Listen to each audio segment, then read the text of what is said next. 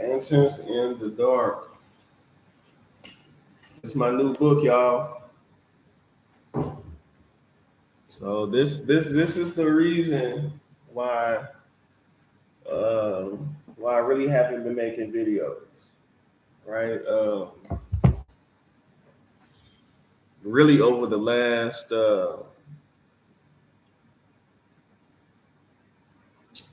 it's been years,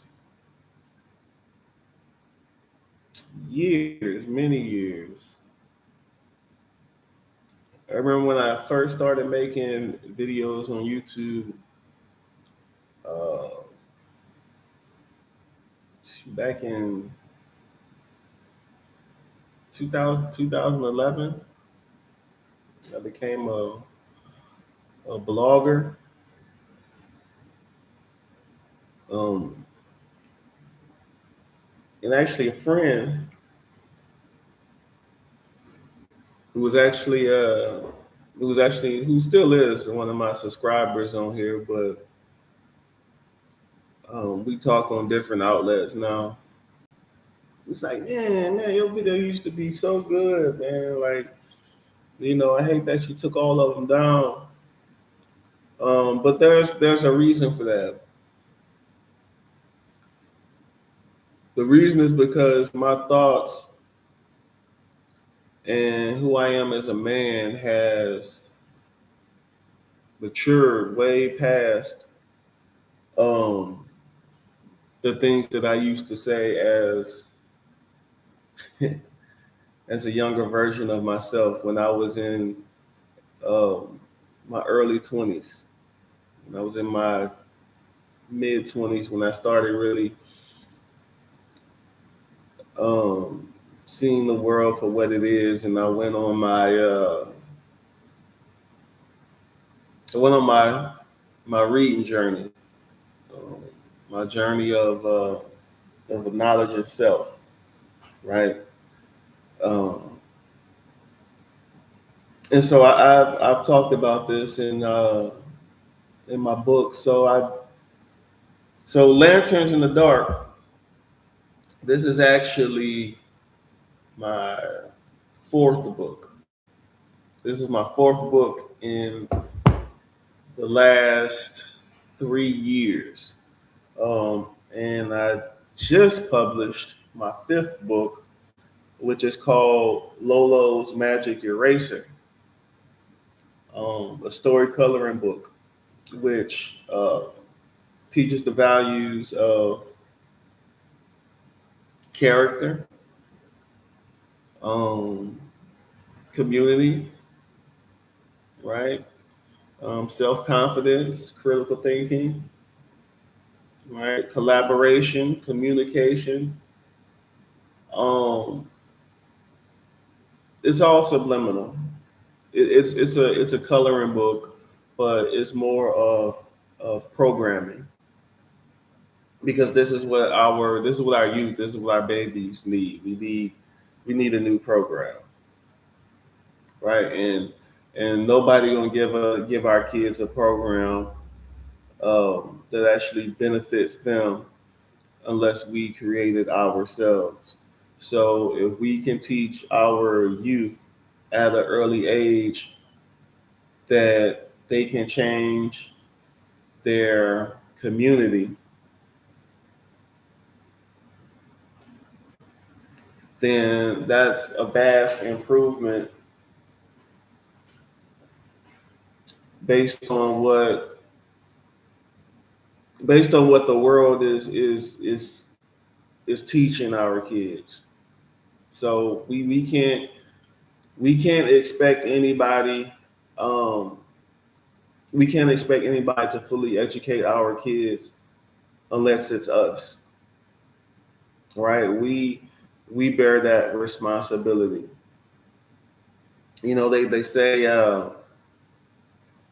They say children are our future. Um, However, I disagree with that. I believe children are our present.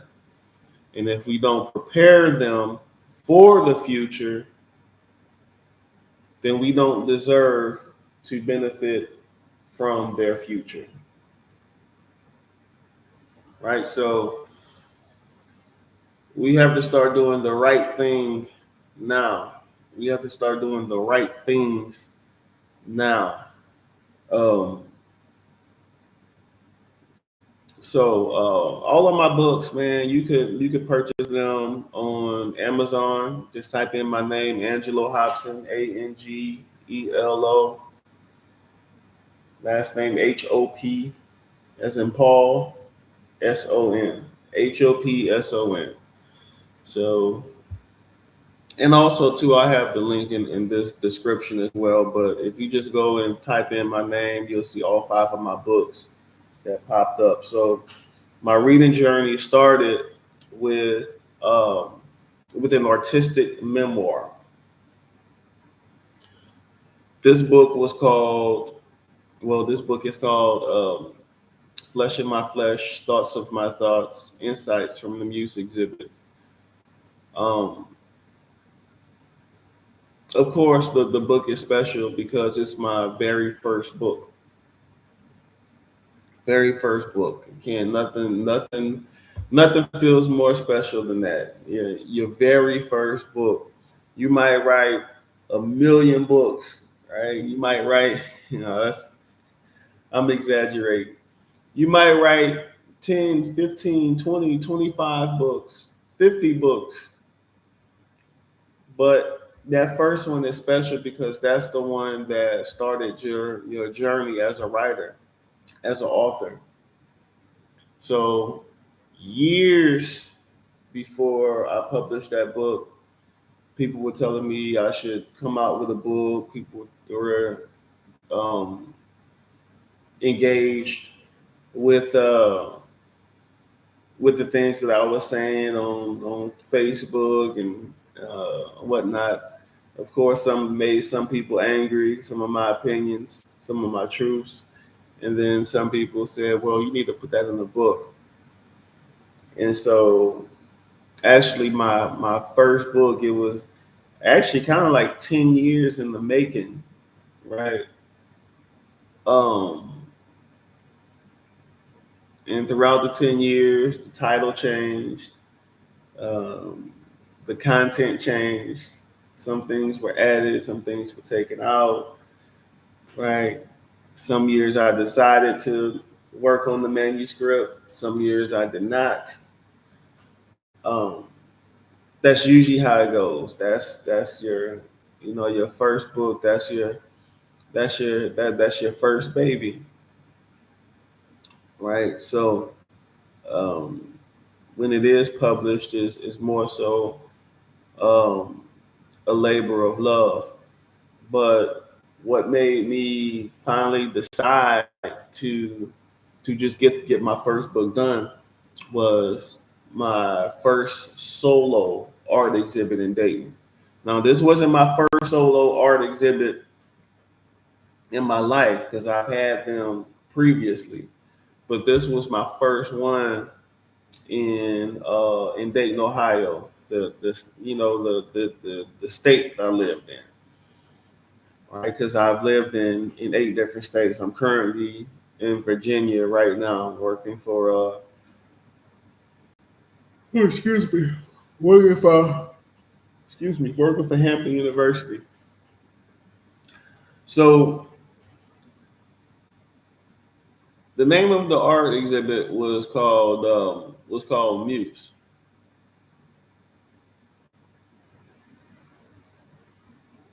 And I had 7 pieces, 7 pieces. So these 7 paintings were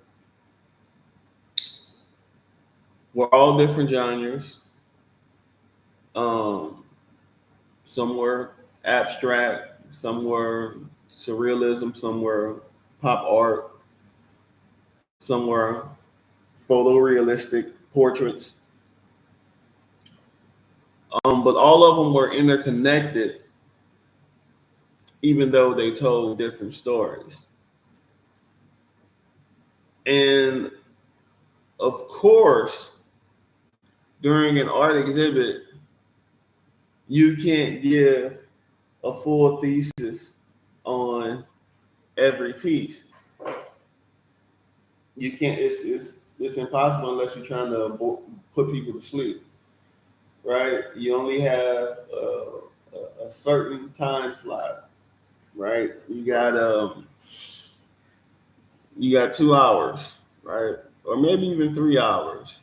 But even then, you don't want to spend the whole time on the microphone, explaining every detail of your piece, and how it came about, and the philosophy that is shrouded in the mystery. So what you say at an art exhibit about your artwork is basically like a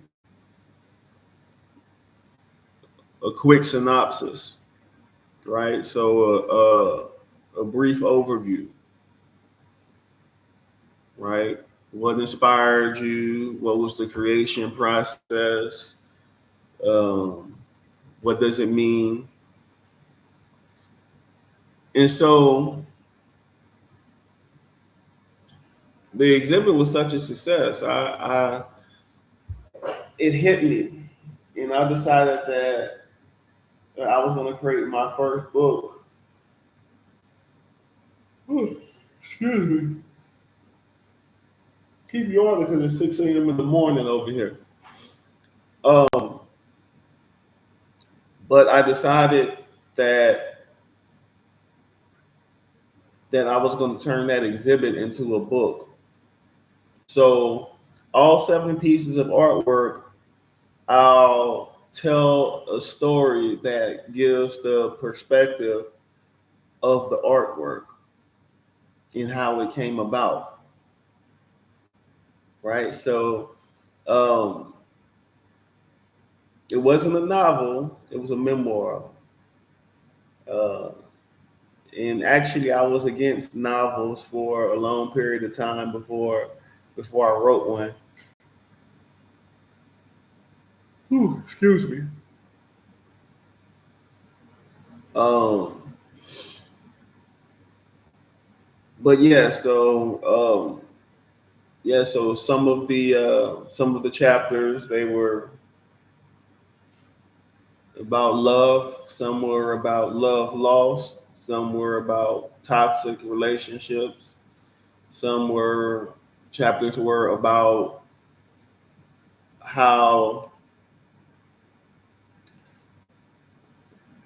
the music industry, specifically how the mainstream female rappers now are promoting prostitution, sex, ignorance, and vanity and body augmentation to the youth, right?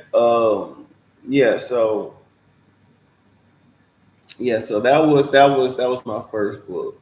Um, so if you haven't got that, go ahead and get that one. That one's available on Amazon too. Right? Flesh of my flesh, thoughts of my thoughts, insights from the Muse exhibit, available on Amazon. So, uh,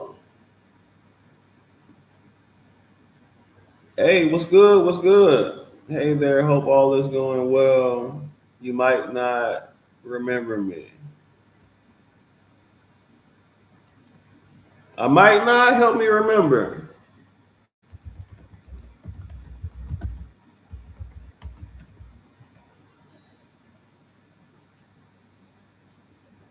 And big shout out to everybody. So it says I have 4,004 followers. A lot of y'all could have unfollowed me years ago when I stopped making videos, but I appreciate y'all for continuing to be subscribed to this channel.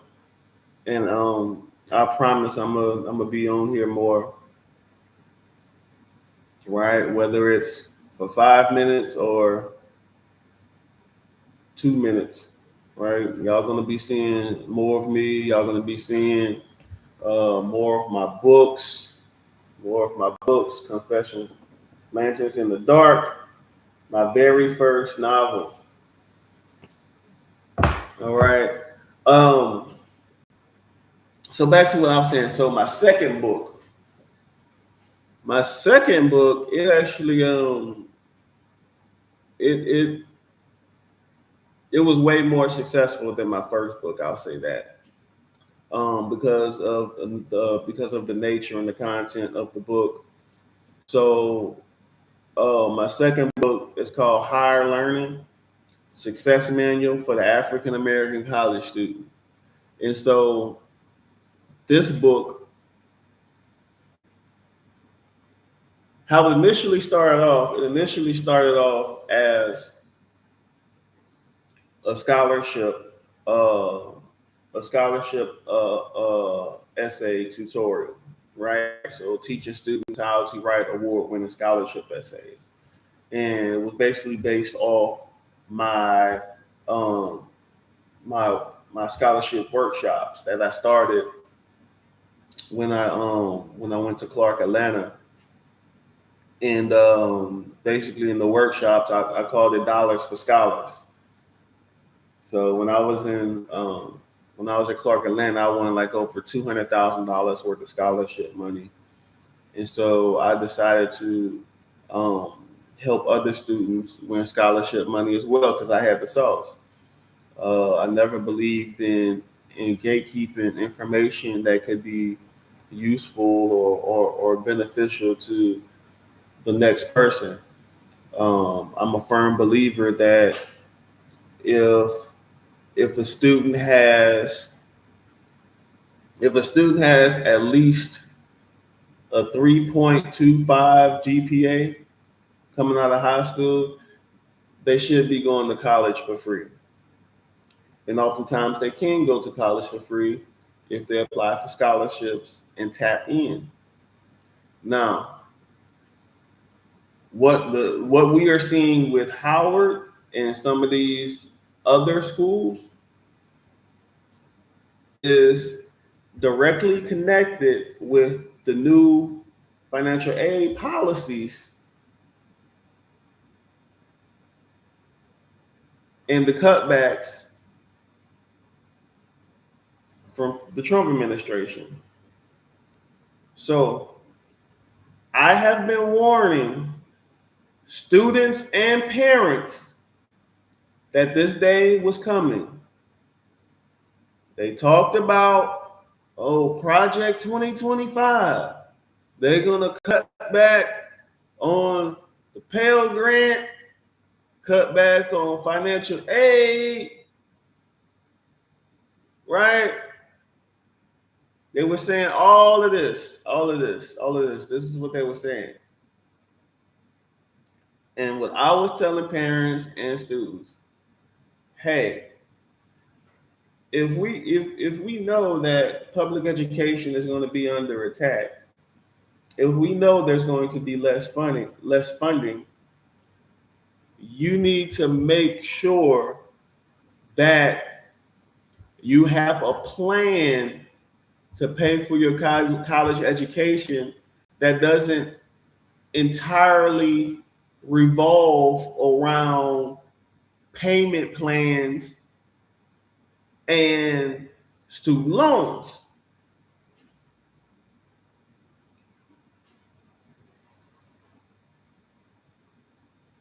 And with that, one of the recommendations was my book.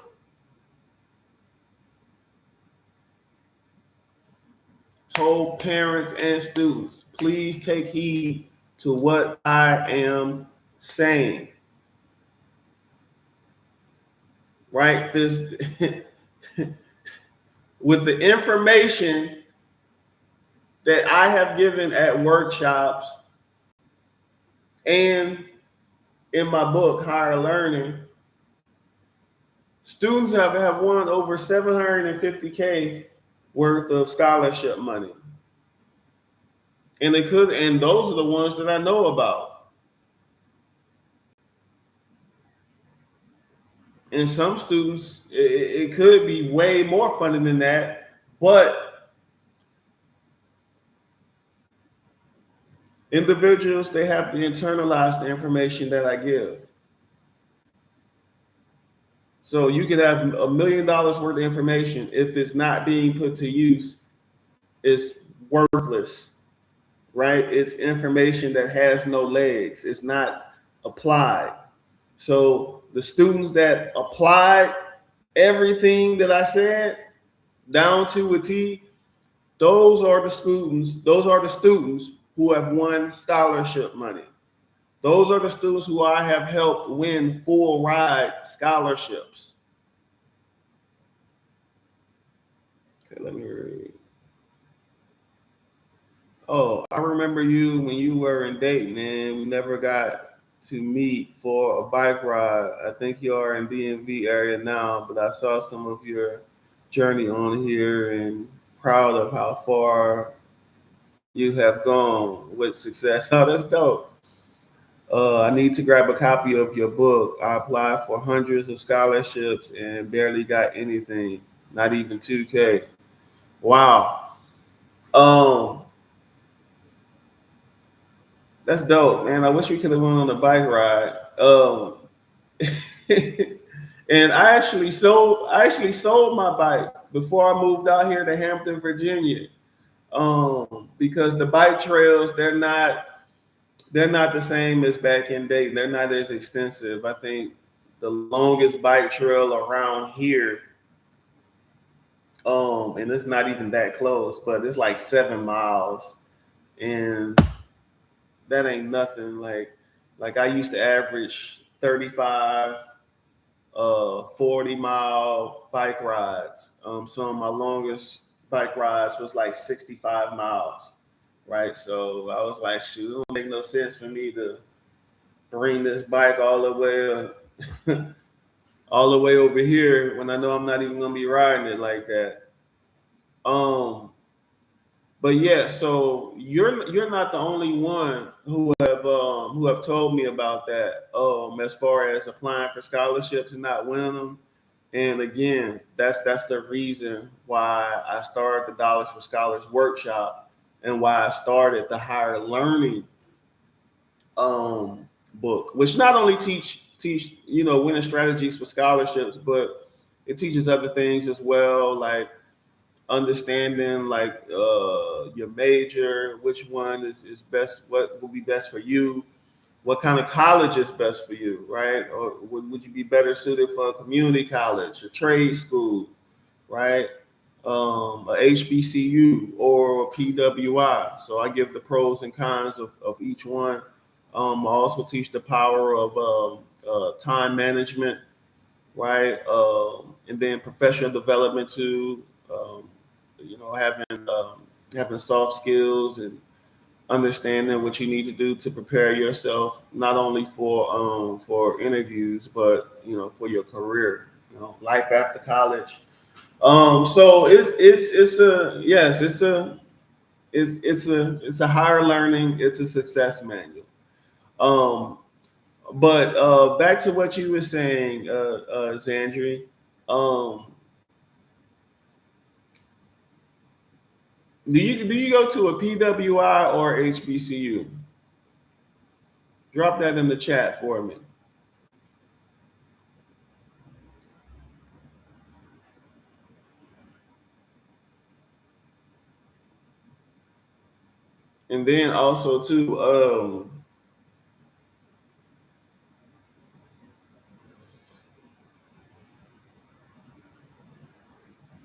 And then also too, you could also email me your scholarship essay. I'll take a look at it and give you some feedback on it.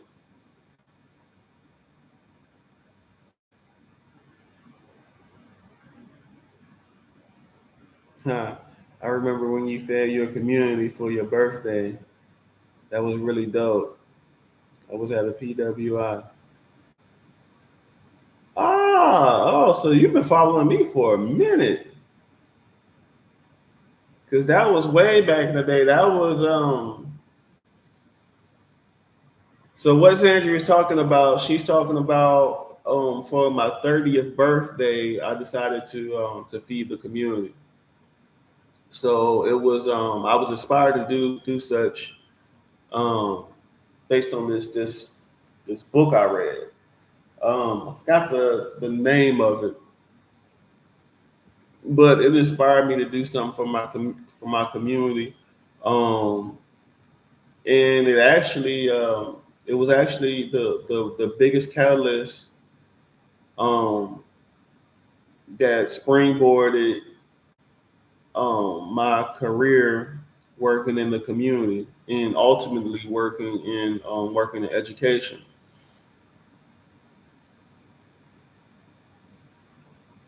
Oh, let me put my yeah. So you was at a PWI. So that's the thing. That's one of the so that's one of the cons about going to a PWI is that when it comes to scholarships, you're in the boat with thousands and thousands and thousands and millions of students, right? And you're in competition with whites, Asians, Arabs, East Indians, other international students, whatever. But if you go to a HBCU, you're only in competition with people who look like you. And that number is not going to be as high as a scholarship that's for everybody, right? And then oftentimes when you apply for scholarships at the HBCU, like say their ethnic group, their race specific, not everybody even applies to them. So you put yourself in contention by simply applying, right? So there were times when I applied for scholarships that I didn't even qualify for, but since there wasn't enough applicants for the scholarship, they ended up giving me the scholarship money. So there are, that's one of the major perks when it comes to going to a HBCU. If you take advantage of the right resources, tuition is so much easier to come across, right? It's so much easier to pay off your college. Um, and so that's what I teach in chapter 3. Chapter 3 of higher learning is called running up a check, debt-free college degree. Right. So but thank you so much for that, Zandri. Let me put my email address in the chat.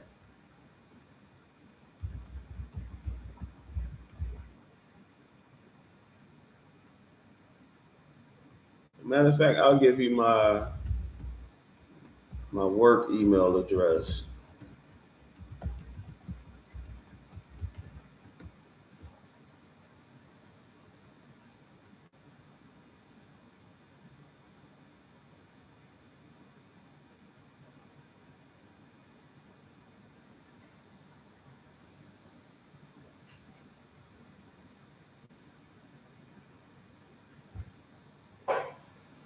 All right.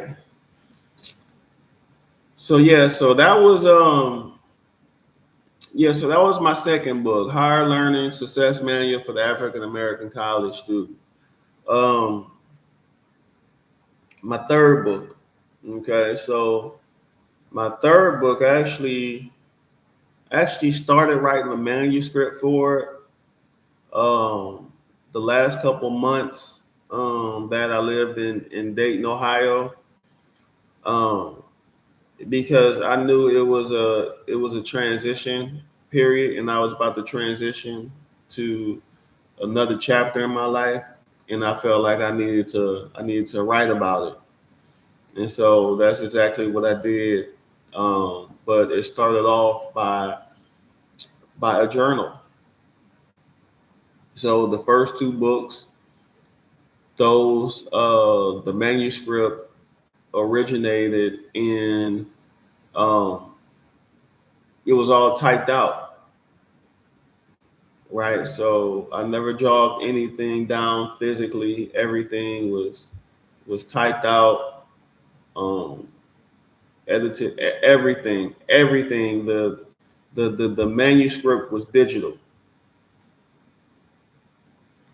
But with my third book, Confessions of Fire, Marches, Miracles, and Manifestations, it started off in a journal. The whole book is based off a journal. So every day or every other day or every other week, it was actually a month where I didn't write anything in my journal. So that part was, some journal entries were 4 and 5 weeks out. But I had enough material by um, I had enough material by December 2025. And originally I wanted it to be a year journey, in which now I'm thinking back now, I think maybe I should have did that. But it actually worked out better anyway, because I didn't want my book, I didn't want it to drag on too long. Even though I knew that the journal entries were interesting, some were better than others. Some told stories, some told it like it is. Um, but I decided to just stop at December. So it's a it's an 8 month journey, right? The 8 month journey, and that whole journey is in my journal book, right? Leather bound, right? So that was the first time that I had an actual. That was the first time I actually wrote a manuscript physically, um, and had a digital manuscript as well. So all I did really was transfer my thoughts um, from my journal to Microsoft Word, and so all I had to do was just edit what I had already written. Um, and again, that always takes longer than the actual writing process.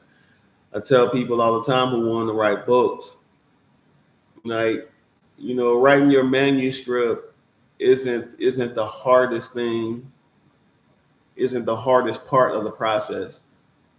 The most tedious, the longest part of the process is editing your work.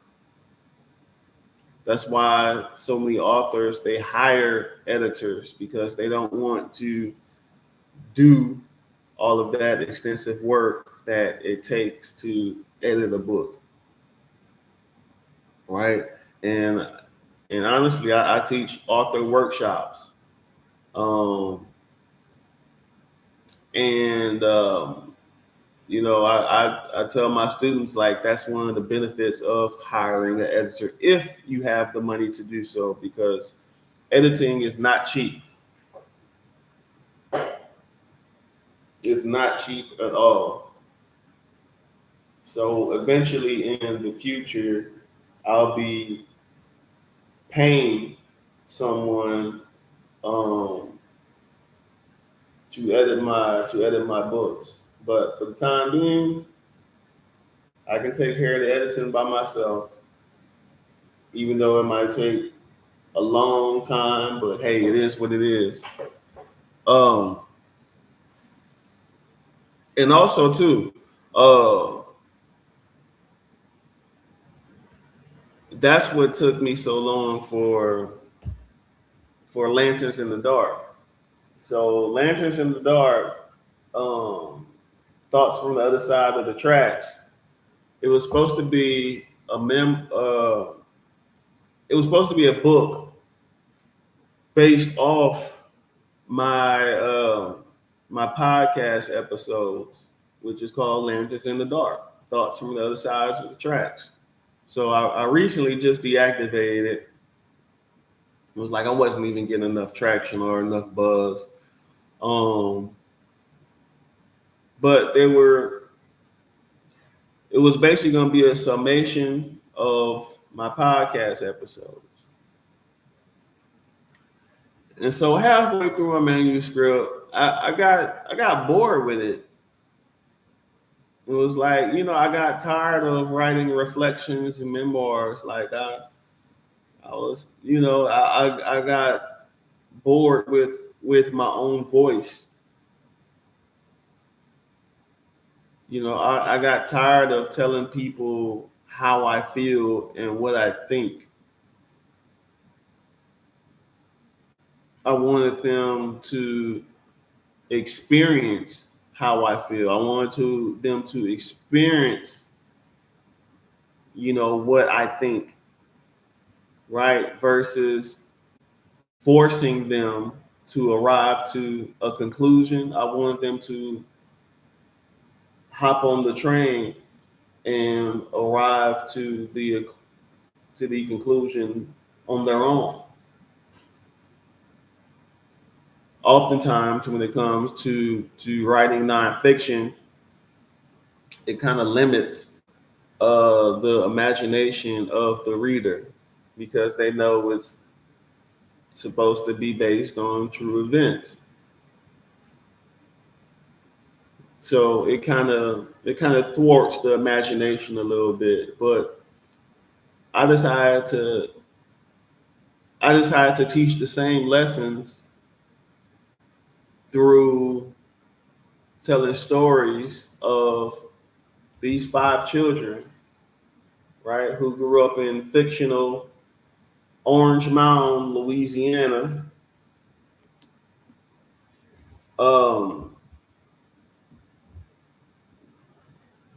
They made a promise.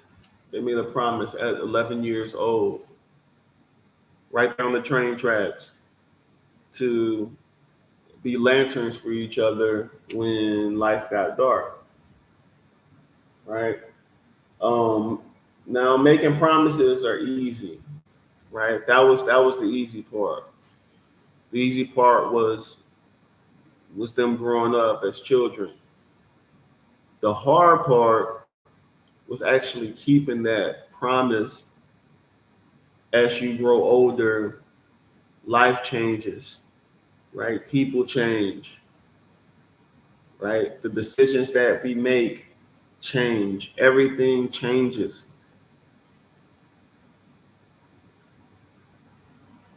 And so what these 5 children didn't know is that when you call yourself a light, the darkness comes for you.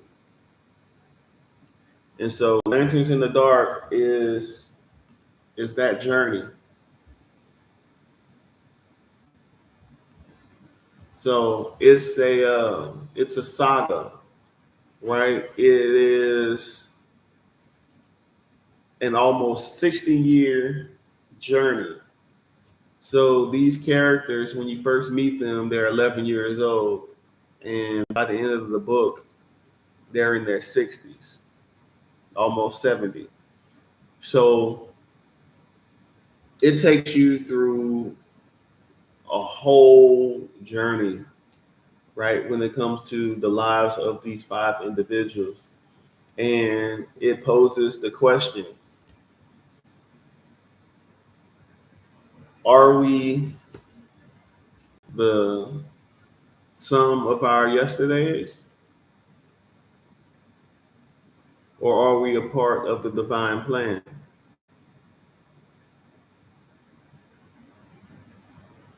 Are we really molded by where we come from? Or are we molded by the decisions that we make after we leave? So these are some of the questions that are posed. This is the central theme of Lanterns in the Dark. How easy it is for, well, I'll put it like this. Um,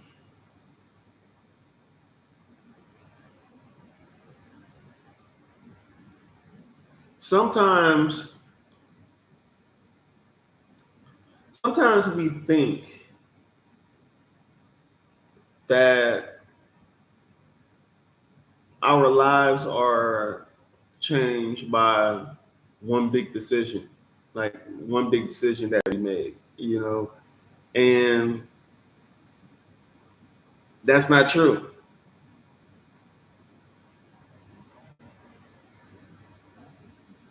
Life drastically changes based on those 100 decisions prior that we told ourselves didn't matter. So we told ourselves those 100 decisions that we made before that big decision, and we told ourselves that those decisions didn't matter, but they did matter. They mattered more than what we thought they did.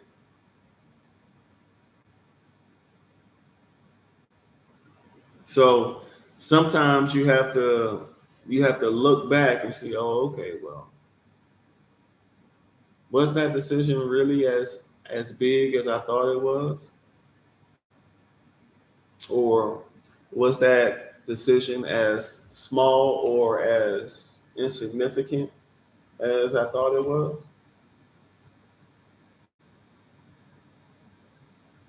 So so in this book, I promise you, you're gonna laugh, you're gonna cry,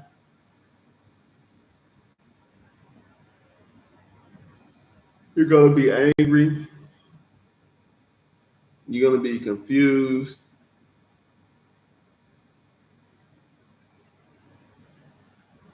you're gonna be hopeful, you are gonna experience every emotion in this book. So specifically, every emotion you are going to feel reading this book. It's going to take you through all seven chakras. I kid you not. So it's going to be a roller coaster ride from the first page all the way to the last. Oh, excuse me. Sheesh. Um, but yeah, so you have to go out and cop Lanterns in the Dark, right?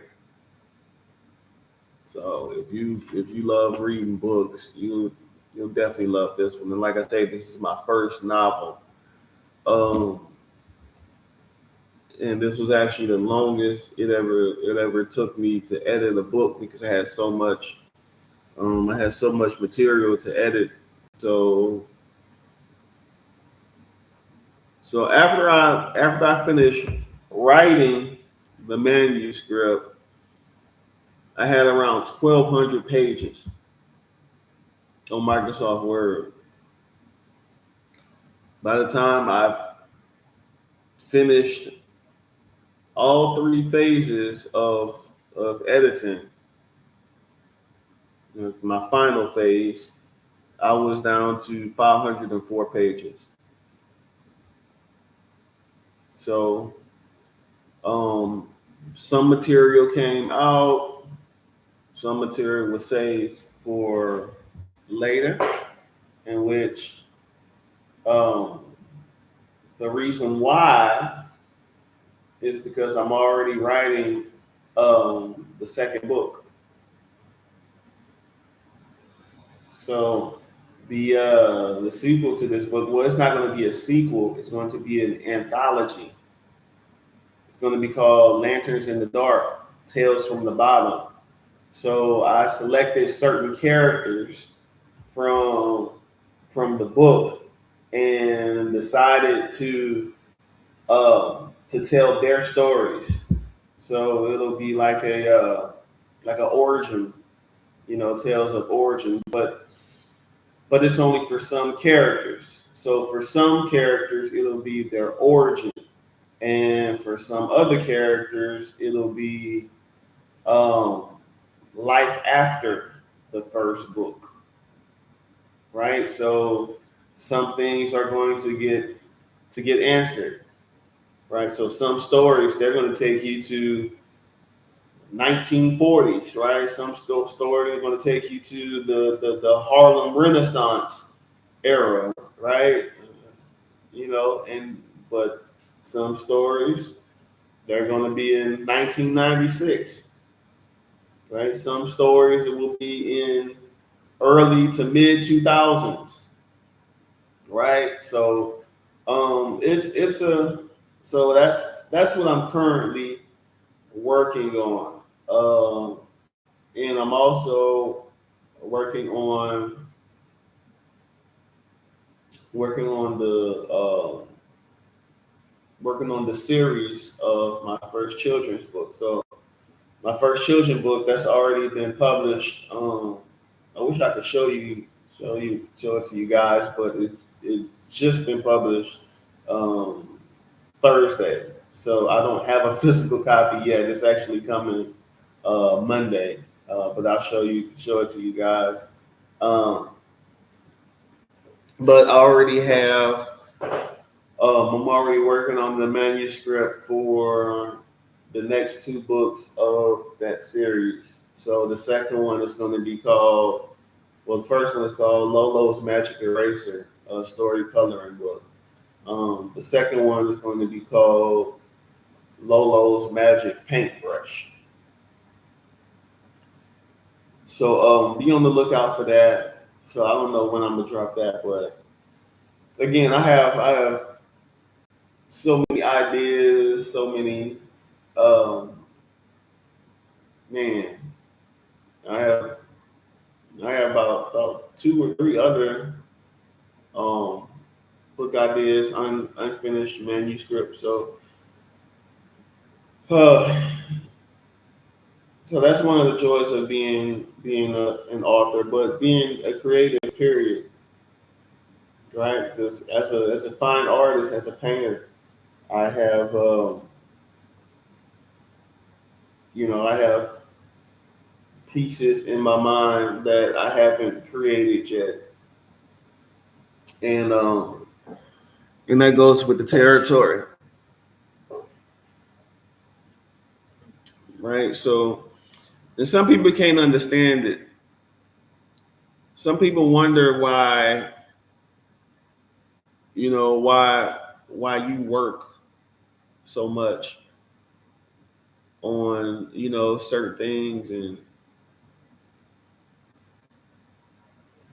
people lack ambition. I'll put it like that. Like if you think working at a job is good enough for you, cool. But that's never been all there is to it when it comes to me. Um, no job has paid me enough to make it exclusive. Again, I've been working in education, going on my fifth year. And even though I love working with the youth, I love inspiring the youth, that's why I'm in education.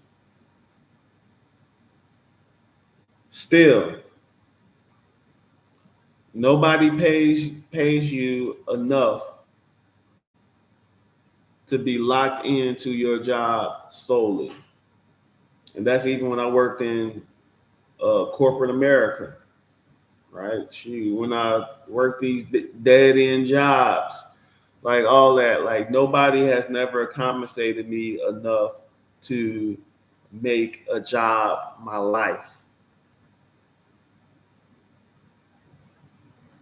I may be doing it full time, but it's not my life. But if you like to make your job your life, okay, cool. It's fine. It's your life. You can do that. But don't judge other people who understand what their purpose is and choose to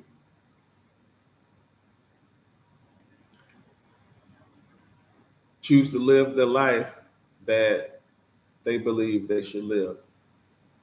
A life full of creativity, compassion, right? Knowledge, wisdom, right? It doesn't matter what you do, you're creating, you're giving something back to the world. That's what we was put here on earth to do, to create. We are not just creation, we are creators. That's why so many people they go through these long stretches of depression and stress and whatnot because they overconsume. They're not creating anything.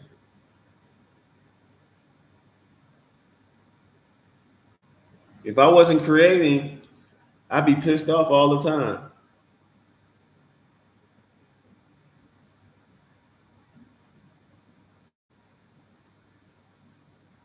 But creating is how you creating is how you give back to what gave birth to you, right? That energy that created you. This is how you give back to it, by creating, whether that be through art, whether that be through literature, whether that be through music, right? Um, you pick, like create.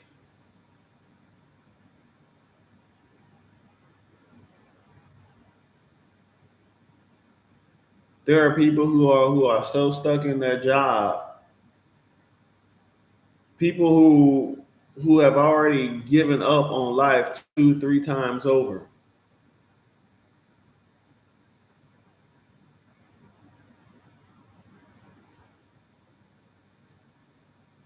There are people who are 65, 70, 75 years old, and they don't even know what they was put on earth to do.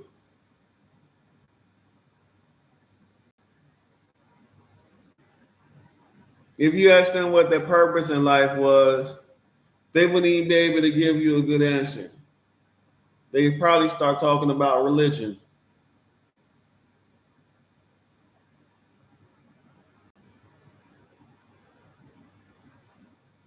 Meanwhile, these same individuals may ask you, why are you always creating?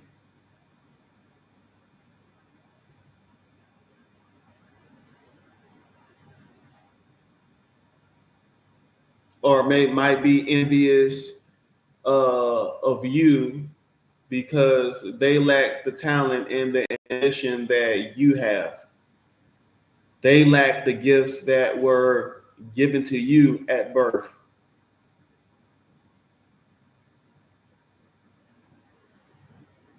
Okay, Sandra, let's see what you got to say. I think most corporate jobs want it to be your life. That's been my experience. I've worked the longest hours in corporate, so many are unfulfilled and happy with many of these careers, jobs. You ain't lying. You ain't lying, but it's not just corporate America. Shoot, I see it in education too. I see it in education too. Matter of fact, I'll put it like this. Working in education, whether it's higher education or whether it's K through 12, let me tell you something.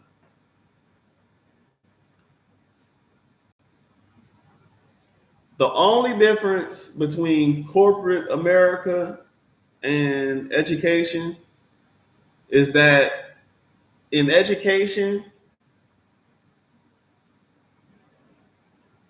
you don't get compensated for dealing with the bullshit.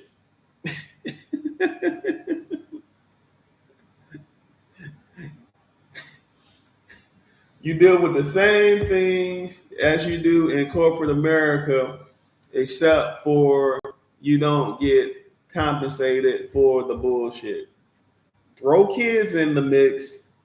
There you go. That's what education is nowadays.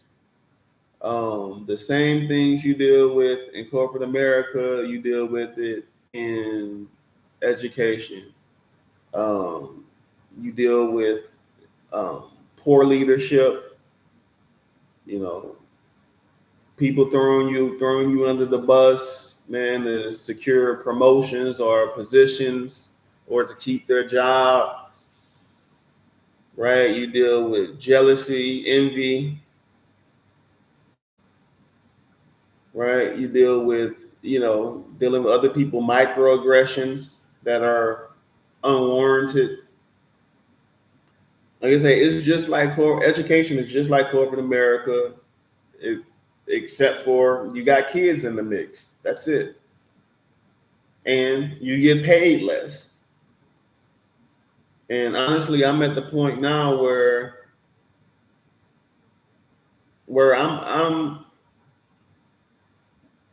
I'm ready to get out of education and do my own thing. Um, because one of the hardest things is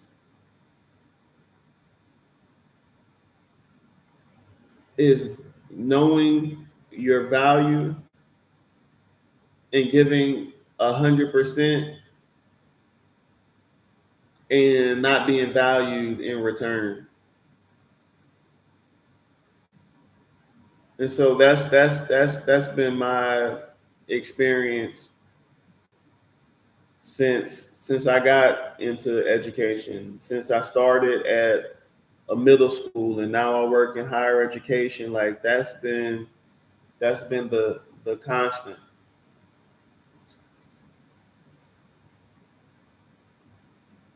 Wow. Yeah, it is. It is. And honestly, this is the reason why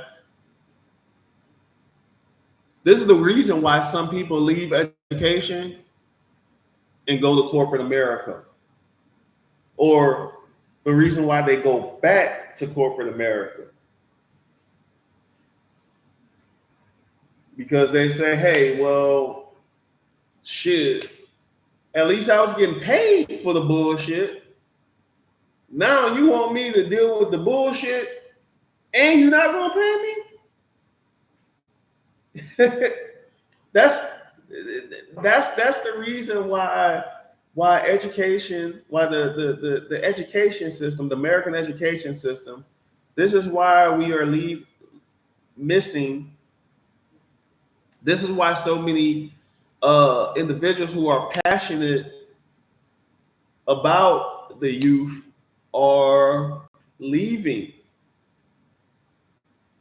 This is why they're leaving their classrooms. This is why they're leaving their schools. This is why they're leaving the colleges.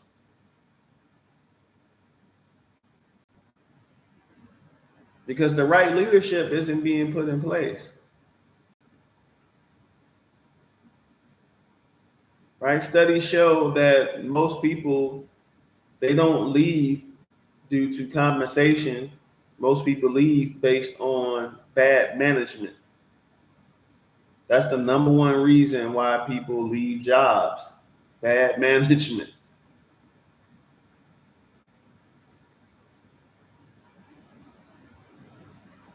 And honestly, with how things are going now, and I've been predicted it, There won't be anybody around to teach. So my prediction very soon, which I believe is going to come into fruition, is that public education is going to be gone. You might have a few schools spread out throughout the country that are, public colleges, maybe, just a few spread out. But in order to get your child an education, they're going to have to go to a charter school or a private school. If public education still exists, it's going to be ran by AI because they won't have any faculty or staff who are willing to deal with the bullshit. And by the bullshit, I mean poor administration and toxic work environments. A lot of these classrooms are a mess.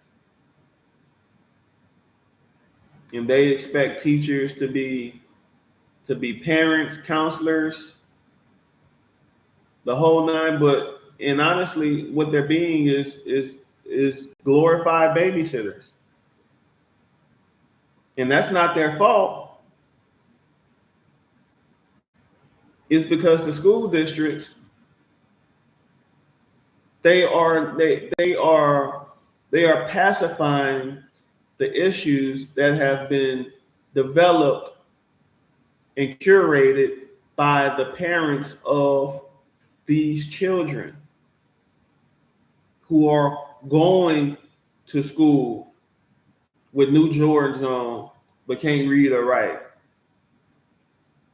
Can't tell you what 2 times 2 is. Right? No child left behind babies.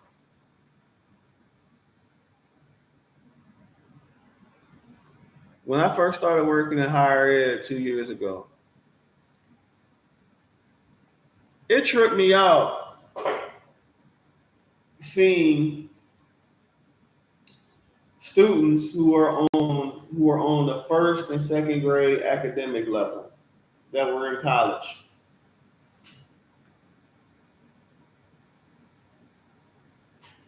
I'm talking about students who didn't even know what a paragraph was. Didn't even know how to put one together.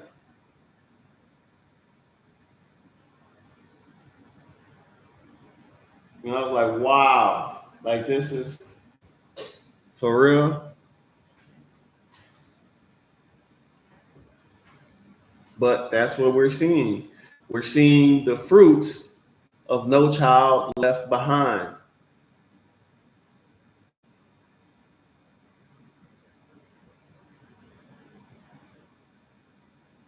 So, but yeah, man, I appreciate y'all for watching. Again, y'all will be seeing more of me, I promise you.